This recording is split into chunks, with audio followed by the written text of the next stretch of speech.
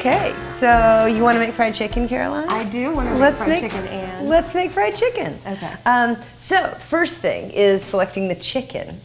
And if you can get air chilled chicken. What is an air chilled chicken? Air chilled chicken, so there are two main kinds of chicken. There is air chilled chicken and there's not air chilled chicken. So imagine your chicken is going through a very cold room on a conveyor belt. That's air chilled. Think about my chicken. Or your chicken's taking a bath with all of the other dead chickens. That's really gross. Right. And then they absorb water, and so it's just not ideal. And this specifically is Bell and Evans chicken, which I think is a really nice at Whole Foods. Okay. Yeah. It's a fancy chicken. It's a bougie chicken. Bougie chicken. And what else about it? How many pounds was it? I just buy them by the each. So really? Yes, they sell them by the leg quarter.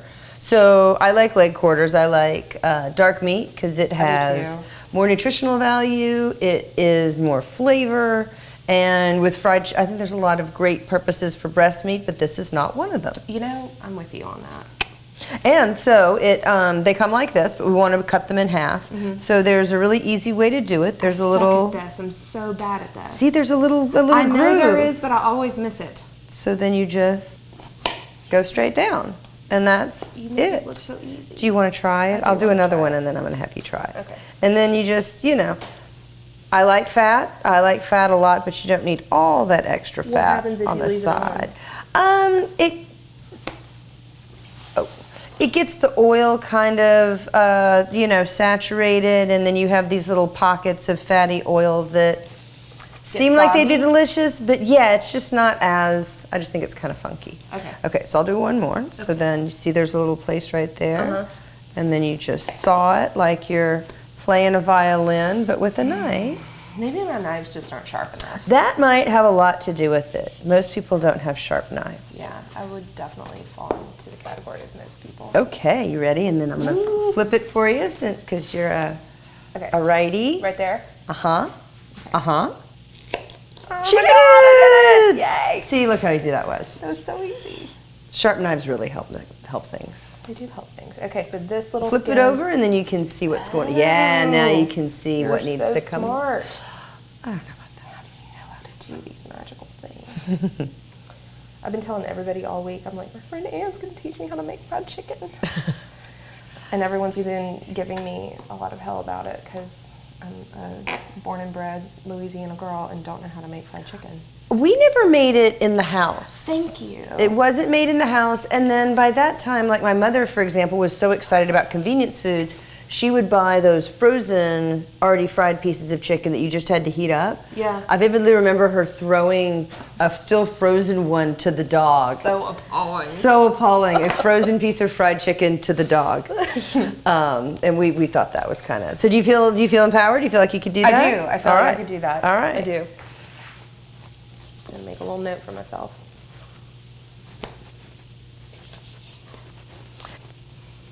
All right. And so now we just have to marinate the chicken. So how many people, I mean, when you're frying chicken like this for like a group of 5, how many of these leg quarters would you get? A leg quarter per person. Okay. Usually 2 pieces is nice, unless it's like, a food orgy of some sort. Sure. Or if it's going to be a really long event, or, and there's not a lot of other stuff. But you just have other stuff, and then a leg quarter's enough. Okay. So now we'll make the marinade. And we're gonna need, so this is a cup of buttermilk. Okay. And I've never measured this before, so I figured we'd measure it today. I would love it if you would and you would see, and then we'll have kind of a recipe. Okay. If you would, so these are bay laurel leaves. If you would break off a few and put them in here. How many's a few?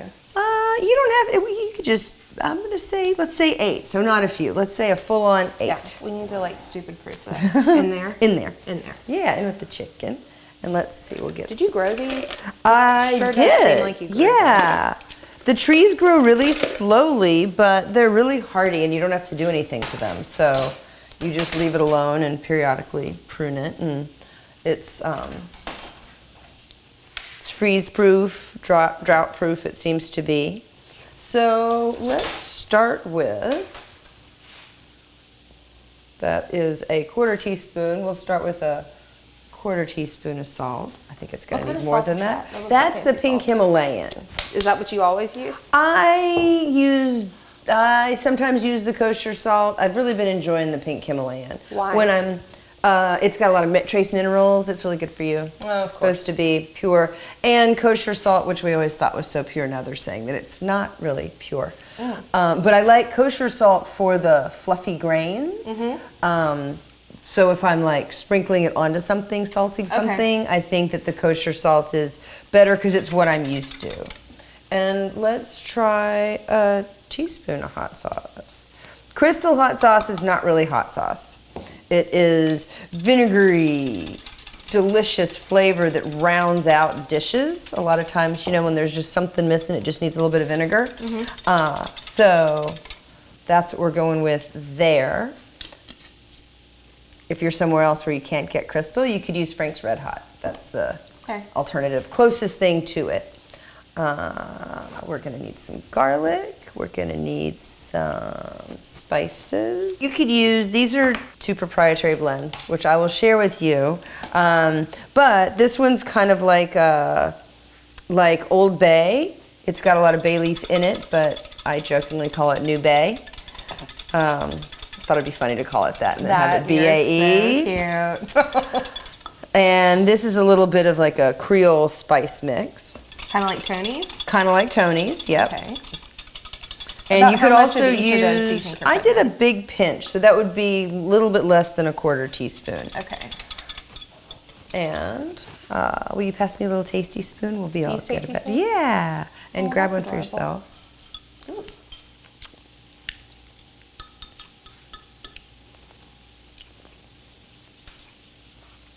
I'm gonna put a little bit more salt. Yes. Should it maybe be spicier? Let's do a little bit spicier. So that was a 1/2 teaspoon of salt. And then we'll do another 1/4 teaspoon of this. So that was a 1/2 teaspoon of Creole seasoning all day. And then you can just dunk the other side of the spoon in. Well, look at you. So Ooh, that's adorable. nice. And then the last thing it needs is Yeah. garlic. And so this garlic is from the farmer's market. Of course it is. So it's still pretty fresh and pretty. And we'll do 3 cloves. I'm not womping it with the knife, you know, which you sometimes do to peel Yeah. it. Because I want it to stay intact. Why? Because we're gonna use the microplane and grate it very finely into this so there won't be chunks. So fancy. I love a microplane. And it's so much faster. You know, chopping can kind of take a while. It takes so here's forever. this super easy, just Whenever I use these things, though, I always feel like it's not coming off. I feel like I'm just, oh, that's why you womp it. you womp. Is that the technical word? Technical word is I'm womp. at cooking school. My uncle, when he fries chicken, chops it all up super tiny, and then as soon as the chicken comes out of the fryer, he sprinkles the garlic on it, so it cooks a little bit on top. Ooh. Wait, That's did you almost need like, three? oh yeah, here. I'll let you do that. You're gonna That's kind of like the Viet Cajun crawfish, you know, little take bit. it out and add a little bit on Ooh, top. how do you not like break your fingers? Oh, I don't have fingernails. I can take over if you want. I don't want to mess up your manicure. My It's manicure. cute. Or get Just your for you. Or get your DNA in the dish. Yeah, I don't want the DNA in the dish either. Do you just give up when you get to this point? Yeah, and then those little nibbies I'll put in stock Gotta usually. womp it. And then you Well, womp look, it. there it went. Well, that was kind of satisfying, actually. See? And then we just give it a little whisk. And if you'd snip off some sprigs of thyme Like too. how many sprigs of thyme? Let's say, let's do like 10 of those. 10? Yeah. It seems like a lot. Seems excessive. I was not going to say excessive because that's a bit judgmental. That one's maybe like... Nice. So then I'm just Is that going to enough? reach over and Maybe take a this couple spoon. more? You know what's really frustrating? Picking time. I hate it. Why? I really hate That was sitting so there easy just picking the now. little leaves Oh, the little leaves off? Yeah, Yeah, I'd rather not. so I'd rather not do that. So if I just put it in the marinade, then it's easy peasy, it's fast. And so then it just hangs out like this for 12 hours to 48 hours. I guess you could overdo it, but I'm not sure how. I mean, won't the chicken eventually go bad? Oh yeah, definitely, that would happen. But so 48 hours max. 48 hours, let's say 48 hours max. And then through the magic of television, we have some already marinated chicken.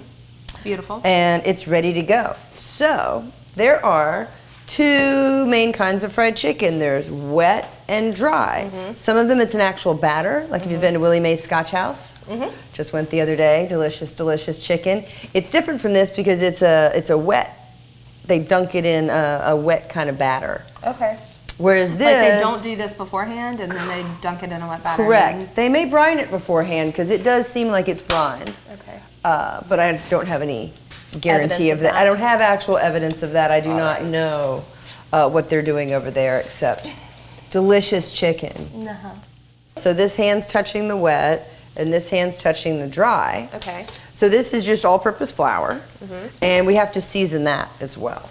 So to do our measuring, let's see. I'm starting with a half teaspoon of each of the spices. And this one does have salt in it, so that's, but I think it's also gonna need more salt than that. So we'll do a half teaspoon here. How much flour did you say that was? It's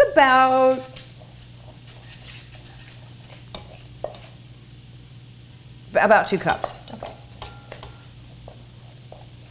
And then you put some of the nube and the Tony's thing? Okay. So technically, flour is raw, and you're not supposed to taste it while it's raw because it can have E. coli. I don't care. I'm going to taste it because it's the only way that I think you can, until it's standardized, this is the way to do it. Okay. So I think that needs more of this. And I think it needs more of this. And if I really screw it up, of course, we can just add some more flour. So it's not a... I'm starting to like the way that looks. It looks a little bit like the right... Like kind of speckledy. So you can start to see a little bit of fleck in there, but I think it needs... Oh, that's a good idea. Yeah. I think it needs more oomph. Yeah? I'm liking it. Okay, more though? I mean, you can never have too much. Well, I mean, I guess you could, but... You could. Whatever. Okay. So far we're at 2 teaspoons of each, I think. Okay. And I like your little tasting technique. So then that's even more prettier. Tasting technique? It's your tasting technique.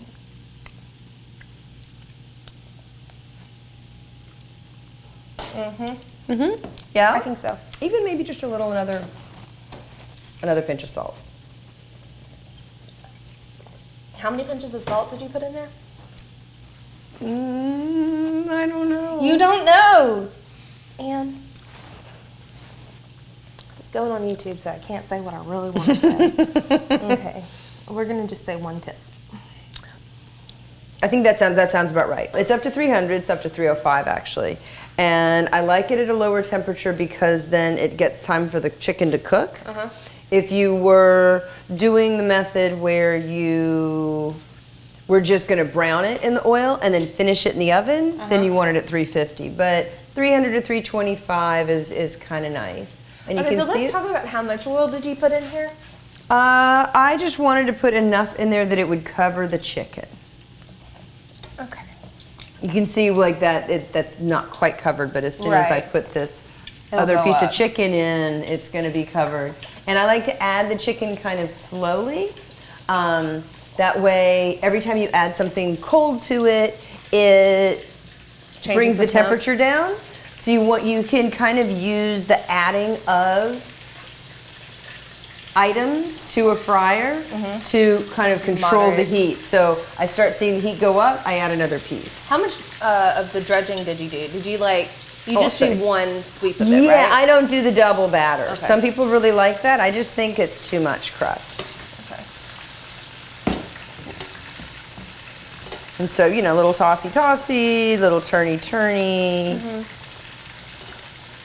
And you can go ahead and bread a bunch of it and put it on a sheet pan, you know, if you're doing a lot for a crowd. For a party. For a party, because if you're going to make fried chicken, you might as well make it a social event. If you're making fried chicken. Well, just if you're going to heat up oil and go to all that trouble, then I just, you know, figure it's nice to... You might want to share it. You might want to share that love and that joy. Fried chicken love. And I actually don't think I'd ever fried chicken before I was doing the Cajun brunch at Tigerman Den. No and way. I think that it was Lisa that said... recent? That was just a few years ago, and I think Lisa said, oh, it'd be really neat to do chicken and waffles or something like that. You're obnoxious. I can't believe you just started frying chicken. Because like I said with my family, like we would go get a bucket of chicken. Yeah. We would never fry it at home. And I think it was part of my mom's food heritage, but like I said, my grandmother, by the time convenience foods were around, she was like, you know, all that homemade stuff was highly overrated in her opinion. So that's how the frozen fried chicken. See, I did it. I got both fingers wet. You're gonna let me do it? I'm gonna let you do it. Ooh. Yeah, you're all gloved and ready. I am all gloved and ready. Okay. This is my drawing hand. And we're not quite well. Are we Let's ready? let the oil get a little bit hotter before we add another. So it's at 302 right now. 302. We'll let it go just a little bit hotter. Like 311? Yeah. Let's say keep it under 325. Okay. And 325 is totally fine. Cool. And so the skin's crisping. This is nice. All right, yeah, there's some space right there for another one. Yeah, and I usually put it in skin side up. What side did I put it in? I don't know. Oh, skin side down. I just find everything stays on it better. Skin side up? Mm-hmm. Do you ever flip them over? Oh, I do, yeah, totally. But it's better if they start off. I feel like it's better if they start out with the bones towards the heat. Okay. Bones towards the heat. Bones towards the heat, yeah. Could be a good book title. Nerd alert. So I flipped them. So that's the, brown from the bottom side. And that's the brown from the bottom side. You can see they're starting to get a little color. And that nice little crust on there is real pretty. When you're having a bunch at different times like this, do you just watch them so you know which ones are which and when to take stuff out at the right time? Exactly. So I'm seeing the ones that are browner obviously have been in longer. So I'm just keeping an eye on those. Yeah. And then little light babies over here. Seeing those little light fellas.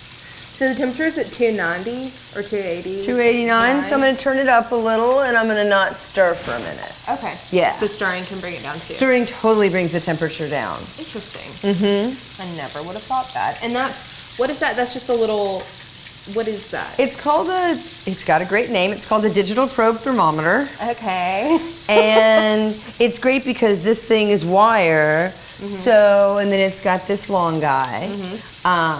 And so you could actually, and this is magnetic, so you could actually have it attached to your oven with it inside the oven, sticking into the roast or whatever. That's really cool. So that's great.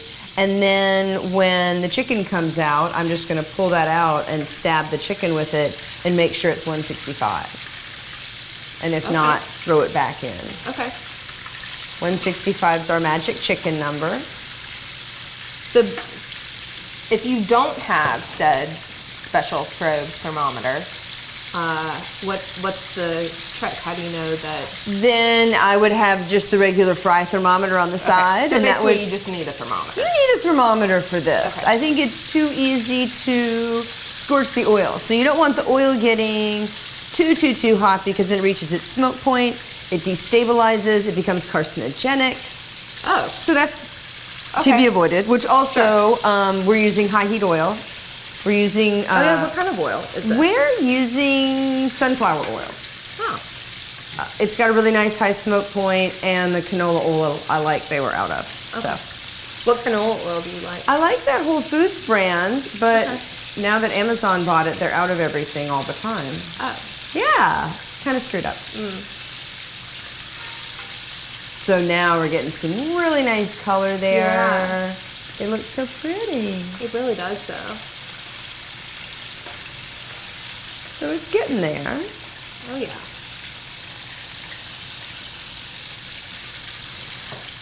So you want to use a high heat oil. So like I said, canola, safflower, grapeseed. You could go real wild and do lard, but that's a lot of lard. Like Crisco? That's shortening. Lard is actually from the pig Okay. and has the delicious flavor. But people do use Crisco to fry things, right? They do. Yeah. I think if you're going to use a fat that's solid at room temperature, then you might as well go lard. Okay. I think at Croissant Butcher, they use lard with for their cookies. So they're like Ooh, cookies. that's a thing. That is totally a Cajun thing because the Cajuns didn't use butter because there were no cattle down here until they started importing the Brahman cow from India, breeding it with American breeds. So traditional Cajun cooking is lard, no butter. So that would be a really traditional cookie from Cajun country. Perfect. We're frying chicken, We're Caroline. frying chicken. Are you excited? I'm so excited. I'm excited. And it really isn't that time consuming, you know? No, not really. I mean, other than the making sure your chicken sits in that buttermilk for enough time. But the then actual work isn't that it's bad. really not much. I mean, when you think about like gumbo or some of our other Jesus, traditional for real. foods, you know, even jambalaya, it's more active time because you have to stir the whole time. That's not done. Yeah. She's looking a little soft up Look top. at a little, I'll flip that one. Maybe it's time to flip that one. And you can add, this yeah, bad boy? is that the last piece? Look at that. Whoa. Little fat skin pocket just popped, which is fine. Nothing like a little grease fire. Nothing like a little, yeah. That'll get your attention. And then we've just got this last little piece, and then we've got fried chicken. It's beautiful. It's real pretty.